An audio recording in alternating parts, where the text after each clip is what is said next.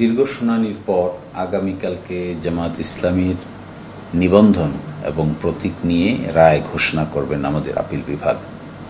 আগামীকালকে একটি 1 নম্বর আইটেম হিসেবে আছে।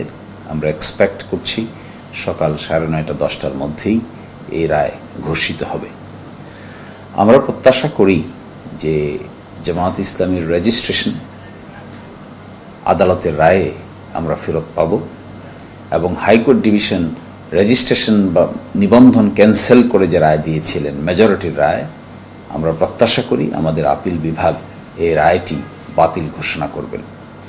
এবং এটাও আমরা প্রত্যাশা করি যে আপিল বিভাগ জামাতের প্রতীক নিয়ে একটি অবজারভেশন বা পর্যবেক্ষণও প্রদান করবেন।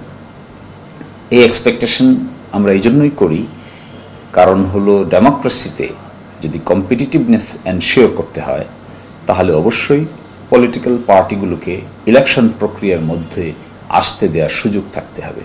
যে প্রক্রিয়ায় জামাত ইসলামীকে পলিটিক্যাল প্রসেস থেকে আউট করার চেষ্টা করা হয়েছিল, এই প্রক্রিয়াটা ছিল সম্পূর্ণভাবে অসৎ উদ্দেশ্য প্রণোদিত এবং তখনকার দিনের সরকার বিচার বিভাগকে ব্যবহার করে এই ধরনের সিদ্ধান্ত উপনীত হয়েছিল।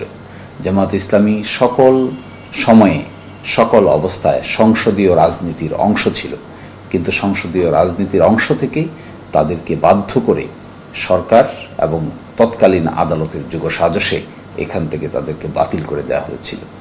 আমরা প্রত্যাশা করি বর্তমান সময়ে আমাদের উচ্চ আদালত নিরপেক্ষভাবে বিচার বিশ্লেষণ করে এই সিদ্ধান্তে উপনীত হবেন যে আসলে জামাত ইসলামীর নিবন্ধন বাতিল করাটা আইনসম্মত হয়নি এবং যে প্রক্রিয়ায় প্রতীকটিকে এখান থেকে সরিয়ে দেওয়া হয়েছে সেটি ছিল ফুল কোর্টের একটি রেজলিউশনের মাধ্যমে।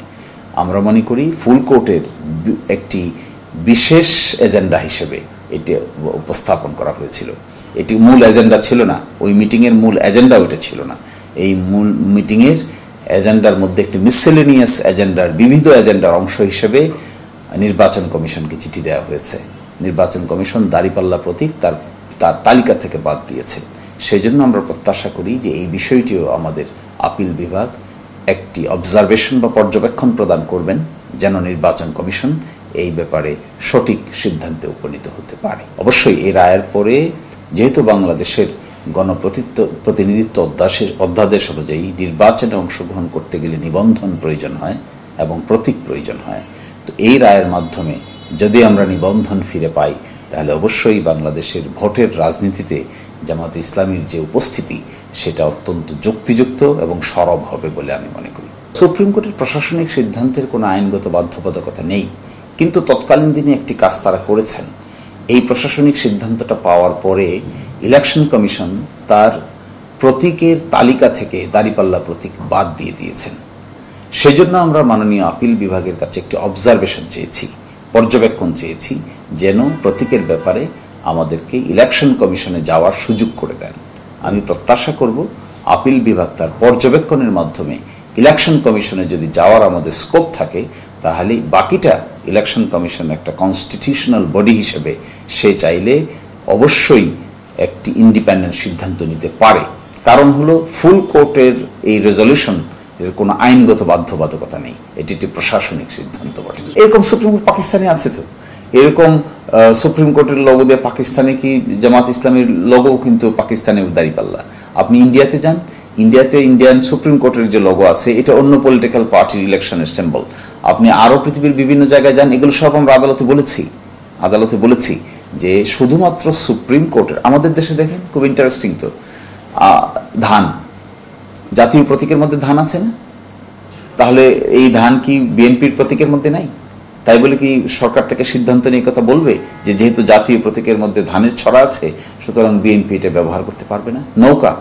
নৌকাও কিন্তু বিভিন্ন জায়গায় জাতীয় প্রতীকের মধ্যে আছে, ইনক্লুডিং পুলিশ। এখন কি পুলিশরা চিঠি দিয়ে বলবে যেহেতু পুলিশের এখানে আছে সুতরাং নৌকা কোনো পলিটিক্যাল পার্টি ব্যবহার করতে পারবে না? এই যে একটা আর্গুমেন্টের ভিত্তিতে এটা করা হয়েছে, তাহলে বাকি সবাইকে করা হলো না কেন? যেখানে যেখানে জাতীয় প্রতীক ব্যবহার করা হয়েছে সেই প্রতীকগুলো যে সমস্ত রাজনৈতিক দল ব্যবহার করছেন তাদেরকে তো বাদ দেওয়া উচিত ছিল। সেখান থেকে সেটা না করে শুধুমাত্র সিঙ্গেল আউট করে দাঁড়িপাল্লাকে সরিয়ে দেওয়ার অর্থ কি? আমরা এটাই বলছি, এটা অসৎ উদ্দেশ্য প্রণোদিত ছিল। পার্টিকুলার কোনো পলিটিক্যাল পার্টিকে ভিক্টিমাইজ করার এটাও একটা উদ্দেশ্য ছিল, সেটা তারা করার চেষ্টা করেছে। আরেকটা ইম্পর্টেন্ট, হাইকোর্টে একটা মামলা হয়েছিল, আওলাদ আলী সাহেবের জাজমেন্ট ছিল, সেখানে দাঁড়িপাল্লা, নৌকা, ধানের শীষ কেউই ব্যবহার করতে পারবে না বলে একটা রিট পিটিশন হয়েছিল। সেই writ petition high court summarily reject করে দিয়েছিল যে নো, এটা বলা যাবে না। এই কথাই জন্য বলা যাবে না যে দাঁড়িপাল্লা এখানে তাই ব্যবহার করতে পারবে না, ধানের শীষ এখানে তাই ব্যবহার করতে পারবে না, নৌকা এখানে তাই ব্যবহার করতে পারবে না। তারপরেও কি করে ফুলকপিটা করবে? এই করাটাই ছিল একটা পার্টিকুলার পলিটিক্যাল পার্টিকে টার্গেট করে ভিক্টিমাইজ করার উদ্দেশ্যে। সেটাই আমরা বলেছি।